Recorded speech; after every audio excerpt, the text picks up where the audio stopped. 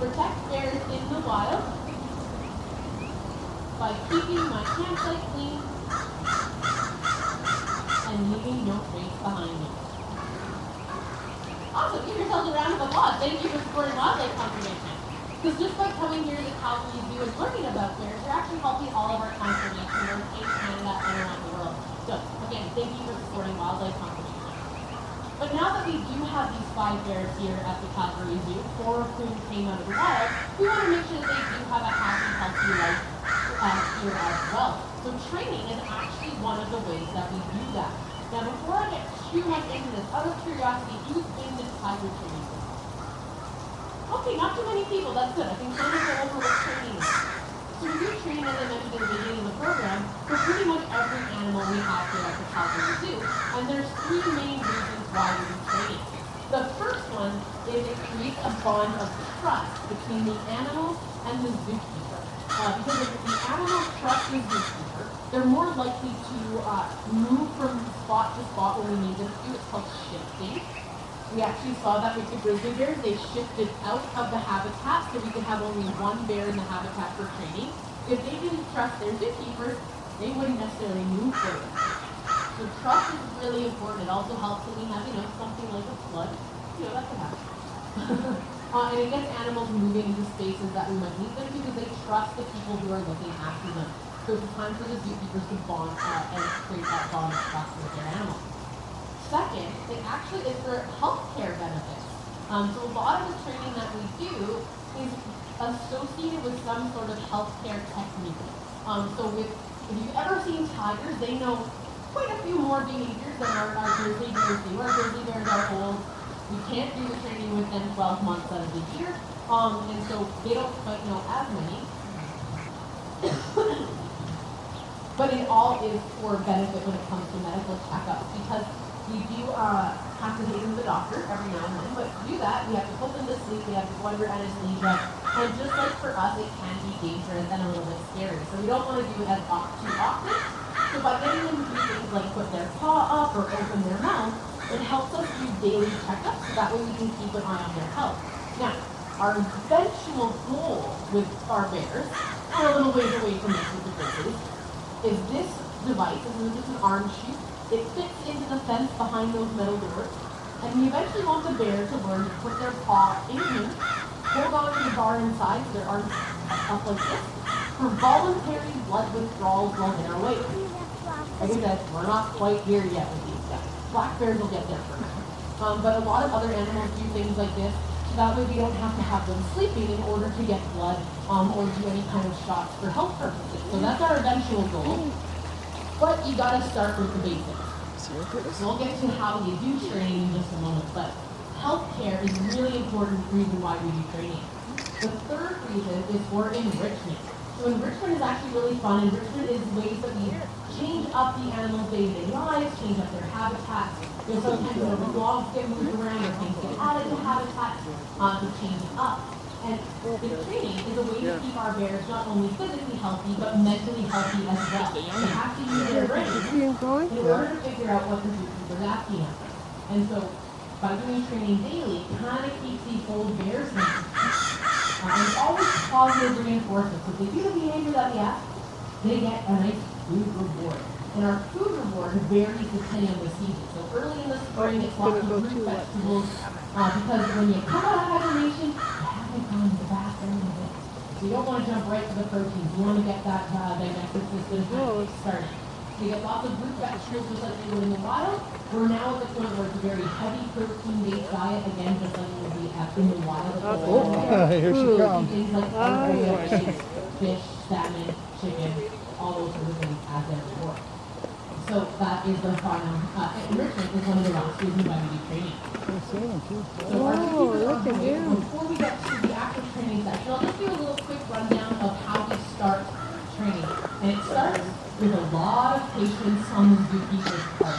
These guys do not learn the behavior overnight, although Orson, our black bear, I think, picks up some of the behaviors in about one session. So he got to open mouth pretty quick. He's learning. He sticks his tongue out his mouth. Lucy, however, you might see, she might be a she loves that behavior. But it starts by letting them learn communication between them and the zookeeper. So the zookeeper is going to have a whistle. The whistle is what we call a bridge sound.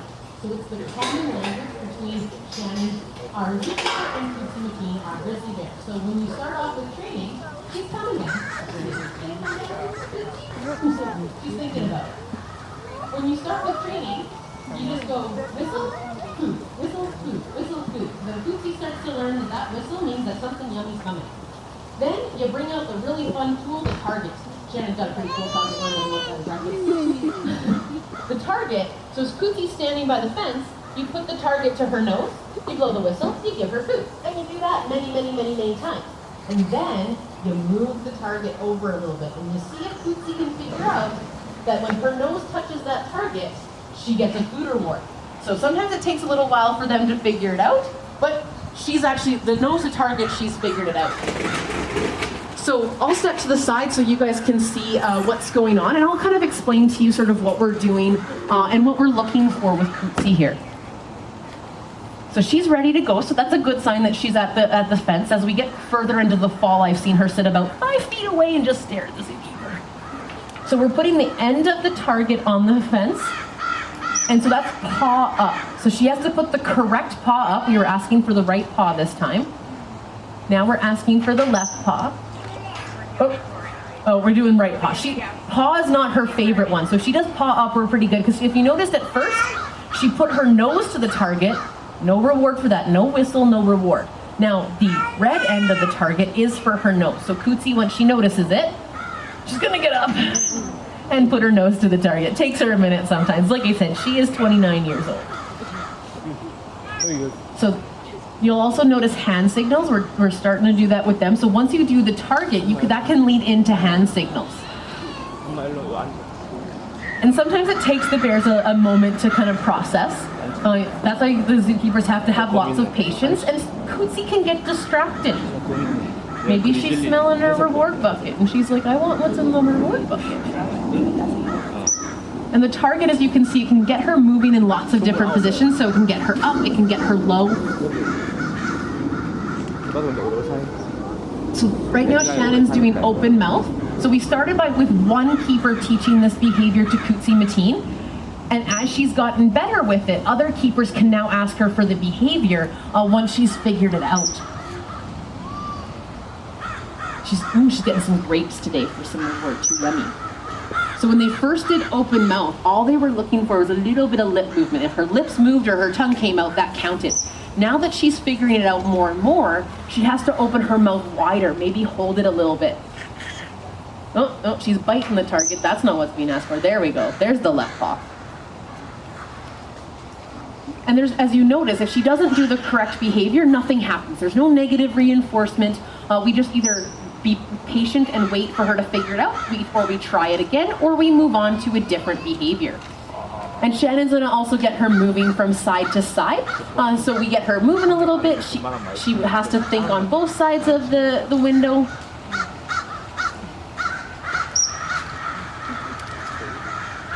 Gets her using that brain of hers. And we'll notice with Cootsy, I'm told that she is kind of our bears, she's one of the first ones usually to kind of get ready for hibernation. So she tends to slow down at this time of year, and that's okay. We just take our time and have lots of patience with her. One thing that's interesting to note, a lot of people wonder how you can tell grizzly bears and black bears apart. You see, she's doing open mouth. She's kind of learning that one, and so she likes to show it off a little bit. One of her other keepers told me that anytime she's in the building, she can't look at Cootsy because Cootsy will just do open mouth and hope she gets a reward. So we don't want to reward it when it's not being asked for. But as I was mentioning, a lot of people wonder how you tell the difference between grizzly bear and black bear, and they often think color and size are two ways to tell. But it's actually not a really good way to tell. Size, our black bear, Orson, is actually bigger than Cootsy Mateen. And black bears can come in brown in color as well. So the big tell for a grizzly bear is that hump on their back. Black bears don't have that. And grizzly bears, you can see on Cootsy Mateen when she puts her paw up there, after she shows her teeth, because she loves that one. She has nice, big, long claws. These are used for digging. Black bears have much shorter claws and rounder for climbing trees. Hopefully, though, you're never that close to the bear, and that's what you're using to tell it apart. So she's still doing it. She's taking a little bit more time, but that's all right.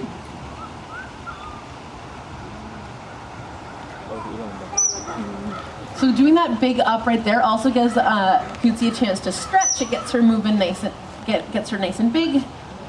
She might not always do that on her own, so it helps stretch her out a little bit.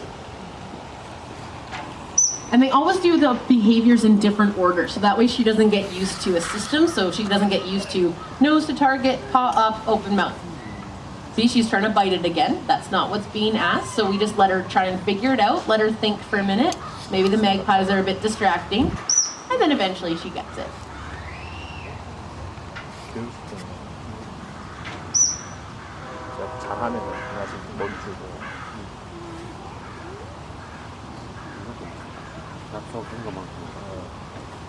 So Cootsie Matine is what we call a barren grounds grizzly bear. It's one of the subspecies of grizzly bear. So she's smaller than our other grizzly bear, not because she's a girl and he's a boy, but because of their different subspecies. Barren grounds grizzly bears are a smaller subspecies. Rocky Mountain grizzly bears like Skokie are a little bit bigger. And then the really big guys are the Kodiak grizzly bears that you'll see in Alaska because they often have the salmon run. See how she's sitting there kind of open her mouth? She loves that one. It's one of those ones where it's kind of like that math problem. Once you get it, you're so excited and you want to show it off.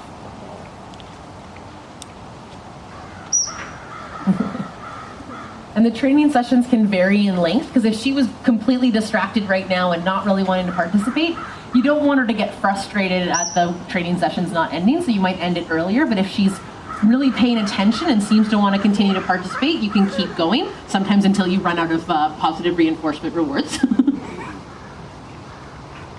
She's thinking about it. She's like, Shannon, that's so much work. And we notice that at different times of the year, she can move a little bit faster, but like I said, we're getting close into the fall. Technically, this program is scheduled until Thanksgiving, but this is one of our programs that how long we do it is dictated by the bears. If the bears are ready for hibernation next week, we switch programs. The tigers, however, they would do the training every day if we let them, all year long. And we switch off which bear does the training publicly every day. So yesterday it was Skokie, today it's Cootsie Matine. She's getting the last couple of fish here as a reward, and then she's gonna get a jackpot. So at the end of training, to let Cootsie Matine know that everything's done and she can kind of go back about her day, she gets a nice big jackpot, which is today, a nice little bag of goodies. Ooh. So she gets a carcass piece, so horse shank, so she's gonna get a nice big piece of protein as well as some fruits, I think it looks like, in a bag. So that's her jackpot to say, you're done, you did everything that we asked. So she's gonna finish up those fish, and then Shannon's gonna put the jackpot in through a little chute on the other side there. So let's give Cootsie Matine a round of applause, because she did a pretty good job today, and Shannon works hard with our bears as well. And so, no matter what she does, she always gets the jackpot, because we want to always have a kind of a positive note. So again, I want to thank you guys for coming out today, for learning a little bit about our bears, how we can help them in the wild by taking little actions, and how and why we do training here at the Calgary Zoo. So as soon as Shannon puts down the metal gates, I will move the barrier behind me, and you guys can come right up to the fence and windows again to take a look. And in a little while, Skokie will be back down as well. If you have any questions, I'll be sticking around for a little bit to answer any questions you might have. So again, thank you guys for all coming out today. I hope you have a wonderful day at the Calgary Zoo, and thank you so much for supporting wildlife conservation.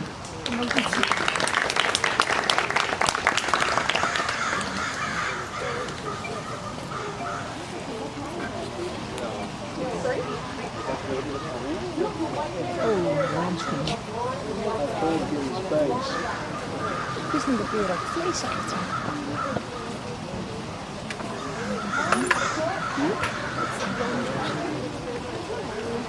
Ik vraag me alleen waarom ze niet de veren zak geven. Nou, doe het maar ook nog voor een stuk vlees hoor. Ja, weet ik, maar ze geven ook een papieren zak. Hallo. Die gaan voor Hallo.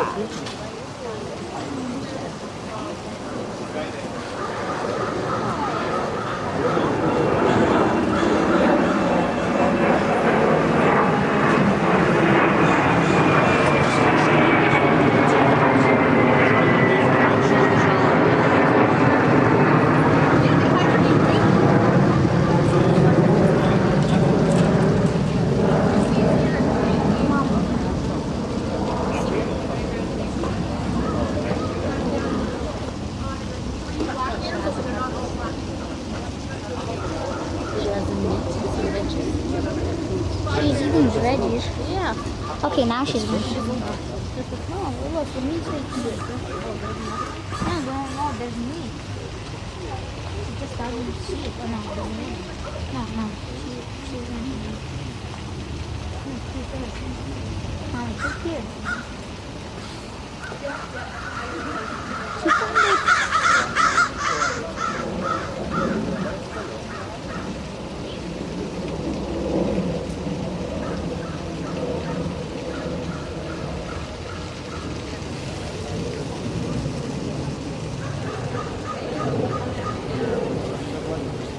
Look him look like.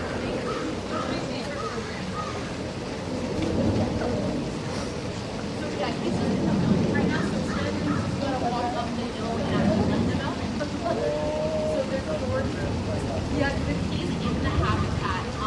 He is like a super and be a bit of a bully. So that's why, and it's also easier if there's one deer in the habitat for training, no matter who it is, and they can focus on the keeper and not on the other bear. So he'll be like that.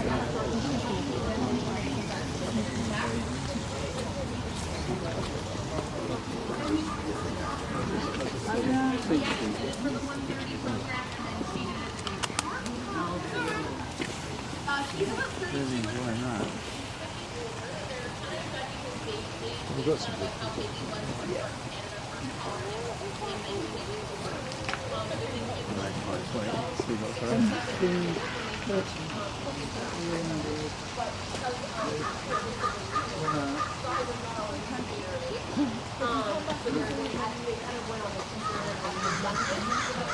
He's just hiding behind here. Yeah, I can see just that.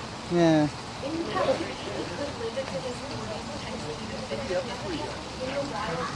Well, they went up behind him and stood down and played.